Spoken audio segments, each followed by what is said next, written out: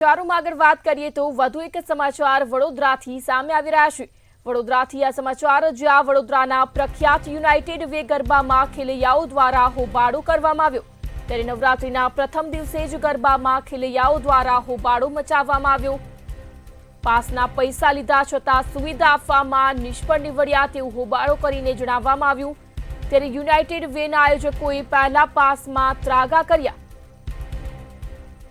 ત્યારબાદ પ્રથમ નોરથી ખેલૈયાઓને અસુવિધા આપવામાં આવી। ત્યારે નવરાત્રીના પ્રથમ દિવસે જ ખેલૈયાઓ દ્વારા હોબાળો મચાવવામાં આવ્યો। ગ્રાઉન્ડમાં કાદવ કિચડના કારણે ખેલૈયાઓ પણ ત્રાહિમામ પોકારી ઉઠ્યા। દર નવરાત્રીની જેમ મુખ્ય ગાયકે મધ્યસ્થી કરાવી।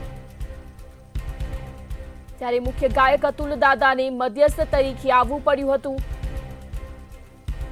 વડોદરાથી સમાચાર જ્યાં અગાઉ યુનાઇટેડ વેના ગરબાની સાથે મેનેજમેન્ટના પણ વખાણ થતા હતા। ત્યારે યુનાઇટેડ વેનું મેનેજમેન્ટ કથળી રહ્યું હોવાની પણ લોકમુખે ચર્ચા સામે આવી છે। વડોદરાના પ્રખ્યાત ગરબામાં હોબાળો મચ્યો હતો। ત્યારે ગ્રાઉન્ડમાં કાદવ કિચડના કારણે ખેલૈયાઓ ત્રાહિમામ પોકારી ઉઠ્યા। દર નવરાત્રીની જેમ મુખ્ય ગાયકે પણ સમગ્ર બાબતે મધ્યસ્થી કરાવી હતી। મુખ્ય ગાયક અતુલ દાદાને મધ્યસ્થ તરીકે આવવું પડ્યું હતું। ત્યારે અગાઉ યુનાઇટેડ વેના ગરબાની સાથે મેનેજમેન્ટના પણ વખાણ થતા હતા। ત્યારે યુનાઇટેડ વેનું મેનેજમેન્ટ કથળી રહ્યું હોવાની પણ લોકમુખે ચર્ચા જોવા મળી। વડોદરાથી આ સમગ્ર સમાચાર જ્યાં પ્રખ્યાત ગ્રાઉન્ડમાં કાદવ કિચડના કારણે ખેલૈયાઓ ત્રાહિમામ પોકારી ઉઠ્યા। દર નવરાત્રીની જેમ મુખ્ય ગાયકે મધ્યસ્થી કરાવી। મુખ્ય ગાયક અતુલ દાદાને મધ્યસ્થ તરીકે આવવું પડ્યું હતું। ત્યારે ખેલૈયાઓ દ્વારા સમગ્ર બાબતને લઈને હોબાળો મચાવવામાં આવ્યો હતો। અગાઉ યુનાઇટેડ વેના ગરબાની સાથે તેના મેનેજમેન્ટના પણ વખાણ થતા હતા। ત્યારે હવે યુનાઇટેડ વેનું મેનેજમેન્ટ ક્યાંક કથળી રહ્યું હોવાની પણ લોકમુખે ચર્ચા જોવા મળી।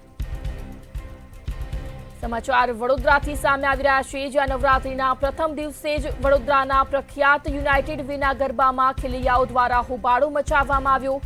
ત્યારે દર નવરાત્રીની જેમ મુખ્ય ગાયક અતુલ દાદાને મધ્યસ્થ તરીકે આવવું પડ્યું હતું। અગાઉ યુનાઇટેડ વેના ગરબાની સાથે તેના મેનેજમેન્ટના પણ વખાણ થતા હતા। ત્યારે હવે યુનાઇટેડ વેનું મેનેજમેન્ટ કથળી રહ્યું હોવાની પણ લોકમુખે ચર્ચા જોવા મળી।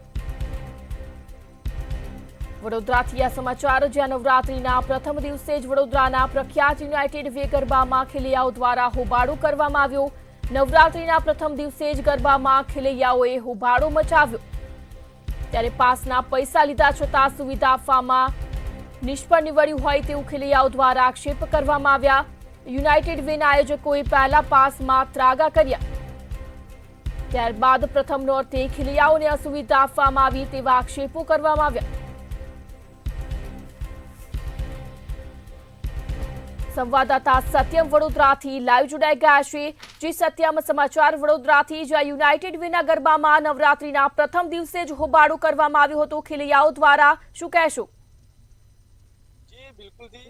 વડોદરા એક સંસ્કારી નગરી છે અને આ સંસ્કારીમાં અનેકો એવા ઉત્સવ થતા હોય છે અને ધામધૂમથી એની રંગેચંગે ઉજવણી થતી હોય છે। ગત રોજથી જ દેશભરમાં નવરાત્રી પર્વનો પ્રારંભ થઈ ગયો છે। વડોદરાનું વિખ્યાત એવું યુનાઇટેડ વે ના ગરબા ગ્રાઉન્ડ પર ખેલૈયાઓ દ્વારા હોબાળો કરવામાં આવ્યો હતો।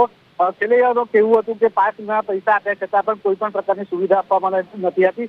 ગ્રાઉન્ડ જે છે તે ગ્રાઉન્ડ ઉપર કાદવ કિચડ હોવાથી લોકોને જે અહીંયા ખેલૈયાઓ છે તેમને ગરબેની રમઝટ માણવામાં પણ તકલીફ થતી હતી। અનેકો એવી રજૂઆતો ત્યારે જે ખેલૈયાઓ હતા ત્યારે તેમને મેનેજમેન્ટને તે દરમિયાન કરી હતી, પણ કોઈ પણ પ્રકારનું ચોક્કસ નિરાકરણ ના આવતા આખરે ઉશ્કેરાયેલા જે ખેલૈયાઓ છે તેઓ ફરી વળ્યા હતા અને તેમને ભારે સૂત્રોચ્ચાર કર્યો હતો। રિફંડની પણ માંગણી કરી હતી। રિફંડની માંગણી કર્યા બાદ જ્યારે આ જે સમગ્ર ઘટના છે તે હવે હાથના બહાર જતા જોવા મળતા જ મેનેજમેન્ટે અતુલ દાદાને ઉભા કર્યા હતા અને અતુલ દાદા એ મધ્યસ્થી કરીને ખેલૈયાઓને જણાવ્યું, તેમને આશ્વાસન આપવામાં આવ્યું હતું કે તમે ગરબા ચાલુ રાખજો, અમે લોકો તે પૂરતી જે વ્યવસ્થાઓ છે તે કરશે। પણ નોંધનીય બાબત એ છે કે ગત વર્ષે પણ જયારે અહીંયા જે ખેલૈયાઓ છે ખેલૈયા જયારે અહીંયા ગરબાની રમઝટ માનતા હતા ત્યારે કાંકરા તેમના પગમાં વાગ્યા હતા। ત્યારે પણ જે મુખ્ય ગાયક છે અતુલ દાદા તેમને વચ્ચે આવવું પડ્યું હતું અને મધ્યસ્થી કરવામાં આવી હતી। એટલે એક વાત ચોક્કસ છે કે મેનેજમેન્ટ અહીંયા યુનાઇટેડ વેનું નિષ્ફળ નીવડ્યું છે કે ખેલૈયાઓ પાસેથી પૈસા લઈને સુવિધા નથી આપતા। અને જ્યારે આવો કઈ બનાવ બને છે જ્યાં ખેલૈયાઓ છે તે ઉશ્કેરાઈ જાય છે અને તેમને જ્યારે વાત કરવાનું આવે છે ત્યારે તે મુખ્ય ગાયક છે તેમને આગળ ધરી દે છે.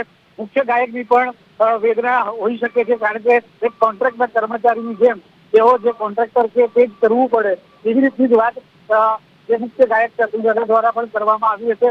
એ જે મેનેજમેન્ટે કીધું હશે, મેનેજમેન્ટે જણાવ્યું છે કે તમારે આ ખેલૈયાઓ અમારા માટે નહીં પણ તમારા માટે આવે છે, તે વાત અહીંયાથી પુરવાર પણ થાય છે. તેવી રીતનું અતુલ દાદાએ તમામને કન્વિન્સ કરવાનો પ્રયત્ન કર્યો. યુનાઇટેડ વેનું જે મેનેજમેન્ટ છે તે ફક્ત ગરબા માટે તેનું વખણાય છે એવું નથી, પણ તેમનું મેનેજમેન્ટ પણ ખૂબ સારું છે. ગરબાની સાથે તેમનું મેનેજમેન્ટ પણ પહેલા સારું હતું, પણ છેલ્લા 2 વર્ષથી આજે ગરબામાં અત્યારે જે દાંડિયા સુવિધાના નામે થઈ રહ્યા છે તેને લોકો વખોડી રહ્યા છે. અને વાત કરીએ તો યુનાઇટેડ વેના ગરબાના જે આયોજક છે તેમને માની આરાધના આ પર્વને નફાને ગળવવાનો બનાવ્યો હોય તેવું લાગી રહ્યું છે, કારણ કે જે પ્રમાણે સરકારી અધિકારી અને મંત્રીઓ સાથે સંબંધો બનાવવા માટેના આ ગરબાનું આયોજન થતું હોય તેમ લાગી આવી રહ્યું છે. કારણ કે અહીંયા કોઈ પણ પ્રકારની જે ખેલૈયાઓ છે તેમના માટે સુવિધાઓ કરવામાં આવી નથી. આપણે હાલ અત્યારે જે ગ્રાઉન્ડ પર છે એ યુનાઇટેડ વેનું જ ગ્રાઉન્ડ છે. અત્યારે કામગીરી ચાલુ છે, પણ જોઈ શકાય જે પ્રમાણે હાલ જે માટી છે તે માટી પણ હજી પણ ચીકણી છે, એટલે જો એકાદ કોઈ વરસાદનું ઝાપટું આવશે તો આ માટી હજી ચીકણી થશે અને ખેલૈયાઓને અહીંયા ગરબાની રમઝટ માણવામાં તકલીફ પડી શકે છે. પણ નોંધનીય બાબત તો એ જ છે કે આ જે યુનાઇટેડ વેનું જે ગરબા છે, યુનાઇટેડ વે પોતે એક એનજીઓ છે અને નફો 5 થી 10 કરોડનો આશરે નફો કરતું હશે, પણ જે સુવિધા આપવાનું જ્યારે વારો આવે છે ગરબામાં કે અન્ય એનામાં, ત્યારે યુનાઇટેડ વે એ સુવિધા પૂરી પાડી શકતું નથી. ધીરે ધીરે વિશ્વસનીયતા છે યુનાઇટેડ વેની એ ઓછી થતી જાય છે તેવું લોકમુખે ચર્ચા છે, અને તેના જ કારણે હવે લોકો અહીંયા ગરબા ની રમઝટ માણવા માટે હવે ટાળી રહ્યા છે. સાથે જે માઉથ પબ્લિસિટીના કારણે આનો ખૂબ જ અસર થયો છે. એક સમય હતો જ્યારે લોકો ગરબાની જ્યારે વાત થતી હતી, ખાસ કરીને વડોદરાની વાત, જ્યારે યુનેસ્કોમાં પણ વડોદરાના જે ગરબા છે તેમને પણ ડંકો વગાડ્યો છે, ત્યારે ગરબાની જ્યારે વાત હતી ત્યારે યુનાઇટેડ વેની વાત ચોક્કસથી આવતી હતી. એક જગ્યાએ સિનોનિમ તરીકે યુઝ કરવામાં આવતું હતું ગરબા અને યુનાઇટેડ વે, પણ હવે એ સમગ્ર જે વાત હતી તે હવે પાસ્ટ બની ગઈ છે. હવે એવું કઈ જ પરિસ્થિતિ નથી. સમગ્ર વાત હવે અહીંયા જોવા મળી રહી છે કે ખેલૈયાઓને પૈસા લીધા હોવા છતાં પણ કોઈ પ્રકારની સુવિધા નથી, અને મેનેજમેન્ટને અનેકો વખત રજૂઆત કરતા કોઈ પણ ચોક્કસ નિરાકરણ આવતું નથી. હાલ મેનેજમેન્ટે કામગીરી કરી છે, પણ એ દેખાડવા પૂરતી હોય તેવું લાગી આવ્યું છે. જી સત્યમ, સમગ્ર માહિતી બદલ આપનો આભાર. વડોદરાથી સમાચાર સામે આવ્યા, જ્યાં નવરાત્રીના પ્રથમ દિવસે યુનાઇટેડ વેના આયોજકો દ્વારા પાસમાં ત્રાગા કર્યા હોય તેવી સ્થિતિ સર્જાઈ. ત્યારબાદ પ્રથમ નોરતે જ ખેલૈયાઓને અસુવિધા આપવામાં આવી.